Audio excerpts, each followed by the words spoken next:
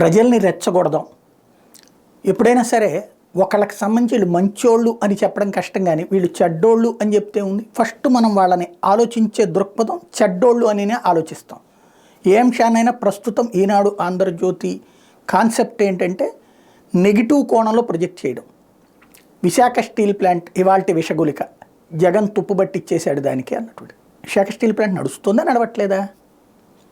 అప్పులు చంద్రబాబు టైంలో విశాఖ స్టీల్ ప్లాంట్కి అప్పులేం లేవా? లేదా ఇప్పుడు అప్పులు లేవా?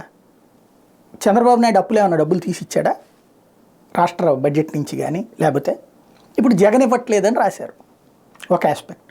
రెండోది, అది మూసేస్తున్నారా తీసేస్తున్నారా?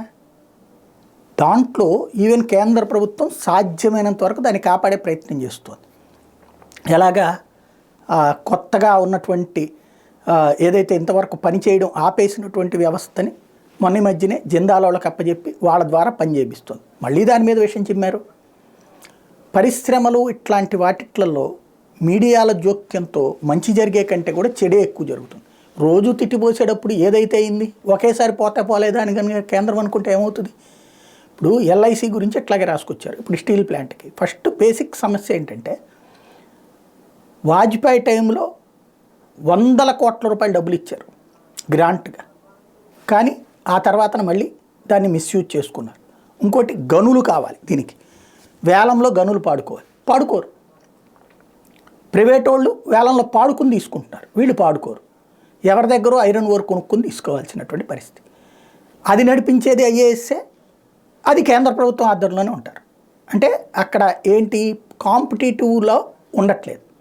అంటే ప్రైవేటు వైపుకే తీసుకెళ్లే ప్రయత్నం జరుగుతుంది. ఫ్యాక్టరీ ఎవ్వడం ముయ్యడు, ఫ్యాక్టరీ అట్లాగే ఉంటుంది. ఇప్పుడు ప్రభుత్వ రంగ సంస్థ కింద ఉంటుంది, ఒకవేళ కనుక ప్రైవేట్ చేస్తే ప్రైవేట్ రంగ సంస్థ కింద వెళ్తుంది. అది చేస్తారనినే ఇప్పుడు అసలు సమస్య. అసలు విషయం మనం వెళ్ళాల్సింది అటు. కానీ ఇక్కడి నుంచి ఎటుకు డైవర్ట్ చేసుకెళ్తున్నాం మనం? దీన్ని తీసుకెళ్ళిపోయి అది జగన్కో చంద్రబాబుకి అయితే మళ్ళీ చుట్టాం, జగన్కి చూడతాం, లేకపోతే రాష్ట్రానికి చూడతాం. పాయింట్ ఏంటి అంటే, ఒక ఫ్యాక్టరీని దశాబ్దాల తరబడి నష్టాల్లోనే ఉంటే ఎవరు డబ్బులు ఇస్తారు దానికి?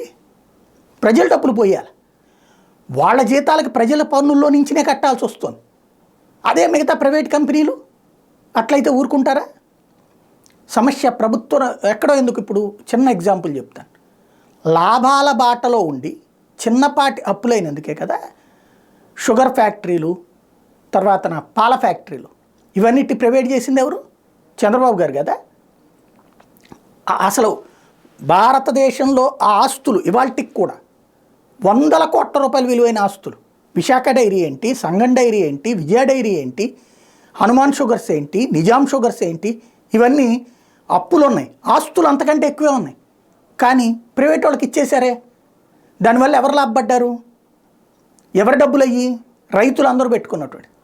దాని మీద ఒక్క ముక్క రాయం, ఒక్క ముక్క మాట్లాడం. పైగా అలాగ ప్రైవేటుగా తెలుగుదేశం నాయకులే ఆయా డైరీని సొంతం చేసుకుంటే అది దేశోద్ధరణ కోసం జరిగినటువంటి గొప్పతనం కింద చూపెడతాం. అదే విశాఖ స్టీల్ ప్లాంట్ విషయంలో విషం చిమ్ముతాం. ఆంధ్రప్రదేశ్లో ప్రజల్ని వెర్రిగొర్రెలుగా భావించి చేసేటటువంటి విచిత్రమైనటువంటి జర్నలిజం ఇది.